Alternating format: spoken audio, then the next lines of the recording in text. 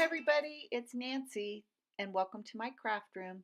Today I'm using the penny black stamp called Goodness, and I'm going to create some backgrounds in using my silhouette. So the first thing I'm doing is opening up the silhouette screen and creating a square that I'm going to use as a background.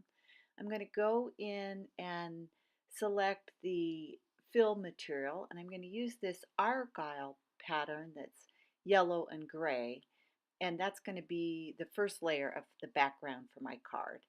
So I'm going to open up a new window now, and I'm going to create a oval background that I'm going to use a tan colored card that I'm going to show you how I created a scallop. So I get the oval the right size, and I believe it was about 5 inches by 3.5 inches wide. And now I'm taking the circle and I'm going to attach circles all the way around the oval. And I'm going to speed it up a little bit while I do this process. I open up the replicate window and I duplicate down below and then line them up on the oval, and then do the same thing all the way across until I have ovals all around circles all around the oval.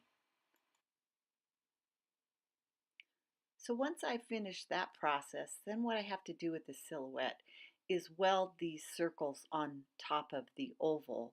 And I'm going to do that by selecting everything, and then I'm going to weld, and then that will create my scalloped background. I'm going to print this out on a piece of kind of tan colored cardstock. So I've printed out both backgrounds, and this is what the completed card looks like.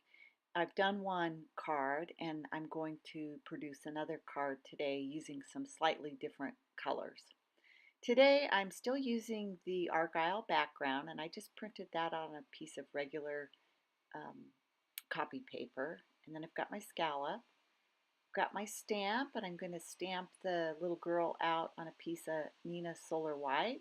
And then I picked up this stamp set at my local Hobby Lobby. It was on sale for just a couple bucks. And I've gone ahead and stamped them out. I used a Memento 2 shades of yellow for the background, and I'll list those colors in my blog post. And then I'm going to proceed to do the coloring on the little girl. The first thing I'm going to do is finish up my sentiments. So I'm stamping down the "Oh my goodness," and I got a little red heart that I had from another Simon Says stamp kit, and I'm going to stamp the little heart down. So I'm going to start coloring the hair, and my selection of markers for hair colors is limited. I've been trying to collect some markers, but as you probably well know, it's very difficult to purchase Copic markers at this point in time. So what I'm using for the hair is Y28, YR24, YR21, and YR20. They're different shades of yellow and yellow red, and I'm just going through and choosing where I want the darker spots, and then I move down in the shades of colors until I'm at my lightest color, and I go around the rest of her hair in the lightest color. So for her skin, I'm going to use colors E00, E11, E13, and E33. And the way I color is I'm taking the darkest shade and going around where I think the highlights are, all the way around on her face and her legs and her knees and her arm. And then I'm going to come back and I'm going to use the next shade and fill in, and I'm pushing over the darker color with the next lightest color, and I just continue with that process until I'm ready to add her cheek color. I'm using R02 for her cheeks, and I bring that out from the edge of her hair into the side of her face a little bit, and then I go back with the E00 and blend it in, and I do that a couple of times until I'm happy with the way the cheeks are looking. Now I'm going to work on the background, and I'm going to use Y1, Y3 to create kind of a grounding for her. So I'm starting with the Y1 and I just kind of spread it out, and then I go back and add the Y3, make it a little bit darker, and then follow up again with the Y1. Next, I'm going to outline all the way around her to kind of give her some shadowing. And to do that, I'm using C1. And I'm going to go all the way around the edge of the image, in between her hair and back around to the other side, creating a nice shaded background which really makes the little girl pop. I'm going to move on to her dress now. And for the dress, I'm going to use Y18, Y13, YG00. Again, my collection of markers in the yellow colors is somewhat limited.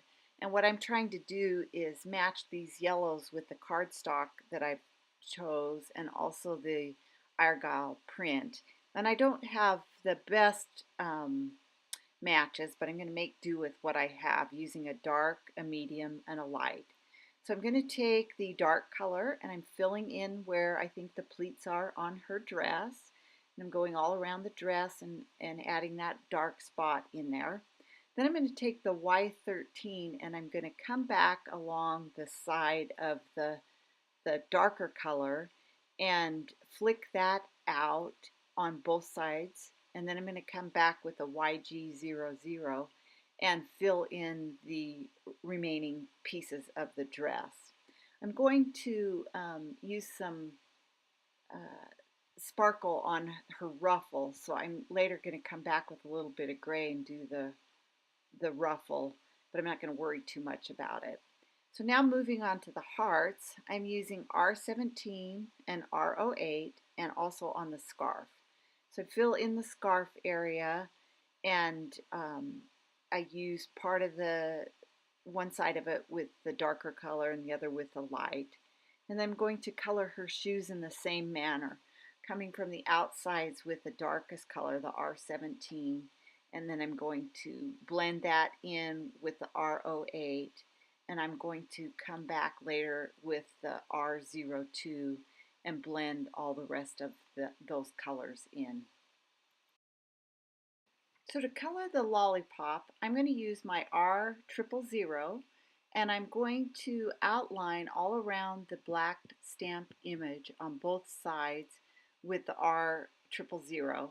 Then I'm going to take my R02 and fleck those the R000 out a little bit, kind of get a little more depth. Then I'm going to come back with my R17 to color the lollipop itself.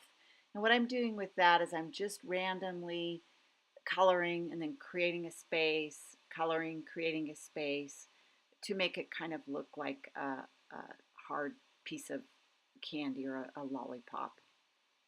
So now I've got my C1 out and I'm just kind of dotting around the ruffle on the skirt to give it a little bit of dimension. I get my black gel pen out and I go over her eyes and the little dimples on her knees and on her elbow and just kind of brighten that back up. I've also got a red sparkle gel pen and I'm going to go and just touch up the hearts and a little bit around the circle and the buttons on her shoes and give that a little bit of zing.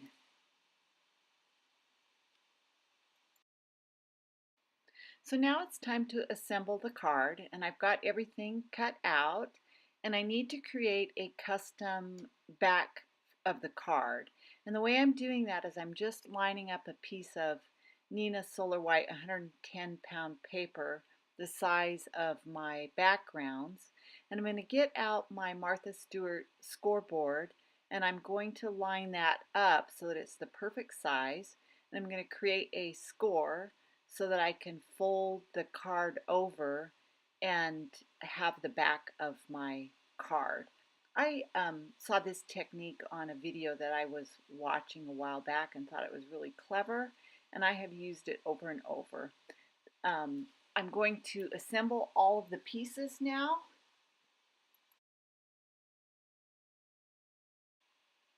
I'm going to use the Scotch tape glider to assemble most of the pieces of the card down.